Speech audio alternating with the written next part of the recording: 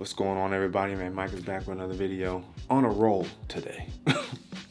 And we're talking about the Apple Magic Keyboard. And a quick review on this keyboard. Should you buy it? Is it worth the money? What does it bring to the iPad? We're here to answer those questions. And that first question, or one of the questions I asked, because I immediately forgot. What is this keyboard about? It's literally to add productivity to your iPad experience. And as you guys saw, the screen turned on by itself due to magneticism or magnetism of the Apple Magic Keyboard case. It connects via the magnets on the back. As you see here, you can take it off with one hand with no problems. It will snap back in place via the little magic connection that's housed on this side of the iPad. It connects flawlessly just like that. Now, if you get a little nitpicky, if you want to look at the camera on the back and kind of bump it up a little bit, so that way it's in place, then you can do that. So that way, you know, it's got a nice little clean cutout on the back, and then it floats. As you guys can see, well, if I move out the way, as you guys can see, it floats. It basically floats right above the keyboard. You get an additional viewing angle. It doesn't go all the way back, but it goes far enough back that you would need. But that floating experience is what really adds to the flair and style of the Magic Keyboard, and really what kind of gives it its magic name outside of connected via the 3 pins. You can also charge it right here at the bottom. So depending on where you're at, if you don't want to charge on this side via the actual iPad, you can charge the iPad via the keyboard through here. Just know it's going to be slightly slower.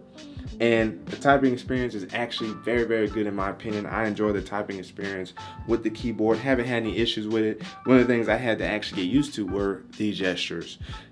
And for good reason. The gestures really do their best to eliminate your need to have to touch the screen. So if you get nitpicky with fingerprints on your screen, or you just want to keep your screen clean, kind of like I do, but I still end up with a bunch of fingerprint smudges. The gestures have so many different capabilities, whether it's with 2 fingers or 3, to navigate through apps, to navigate anywhere on the screen, to press the trackpad actually in to get additional functionality, or to tap, right? 2 fingers to highlight, basically 2 fingers to right click to get additional options. You got, and then of course, if I believe you hold the command key or the option key in certain apps, they give you the shortcuts or give you the keyboard commands for you to operate within the app as well. So if you really wanted to get real cool, clever, and slick with the keyboard, they have their own individual functions within Apple's apps. So I think that's where like the magicness of the keyboard also comes in handy. And if you really want to feel like a whiz, learning those specific commands for specific apps will help you be able to navigate and get the most out of the keyboard itself. Now, is it worth the price? I don't know about $350. Like, that's the original retail price of this. So imagine however much you're spending on the iPad and add another $350, $375 after taxes. And of course, in my case, I have the 1 terabyte 16 gigs of RAM model of the M2 iPad Pro-ness, which was $2,000. And then you add, I found this on Amazon for $289. Went to Best Buy for the price match. I spent $309. So you add that $309 to the $2,000, or $1,929 to be exact. I'm still spending close to, if not over $2,300. Is that worth it to you? Now, of course, it depends on your use case.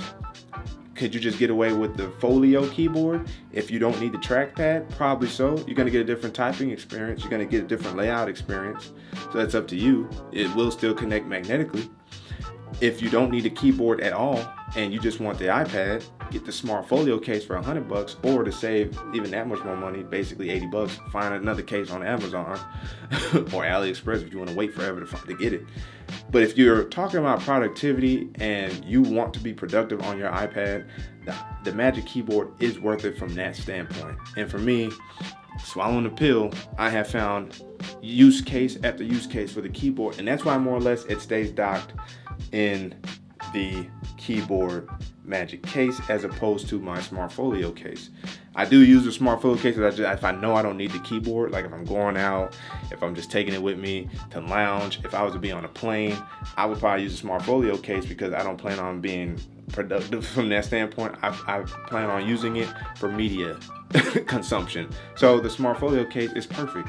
And that's where you get the versatility of having different cases. But for $350 or now basically $300, I would say if you're aiming to buy the iPad or iPad Pro specifically for productivity, you're gonna need the Apple Magic Keyboard. You're gonna need it, and for good reason. It's a worthwhile product from that standpoint. It does sip on the battery life a little bit from the iPad, but it's negligible. I haven't noticed it while using it, while editing. Of course, it was just this one experience, but outside of that, pleasant to use, very responsive. Haven't noticed any lag with it. I've been enjoying the experience. The only thing that I don't enjoy about it is the weight, but again, it probably weighs more. I think it weighs more than a MacBook Air, which is crazy, right? Because the iPad Pro itself is actually relatively light. The keyboard is what weighs so much, but there's so much goodness in it as well. Is it a big deal? I don't think so. I don't think it's a big deal in the grand scheme of things. And if you are buying this as a laptop replacement, if you consider how much the average laptop weighs, you're getting that with this keyboard attached to the iPad Pro. So from that standpoint, again, just be mindful. It's gonna be a little weight. Don't sit there and try to hold it all day. It will be a workout for your forearms and for your wrists, but it's not a big deal. No. All right. So let me know down in the comment section below. Have you guys used the Apple Magic Keyboard? Are you debating on getting it? What are some reasons why you got it?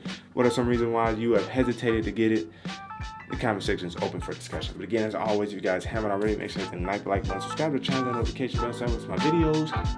So that way we sit back, relax, see what's cracking. I'm sure Micah signing out to the next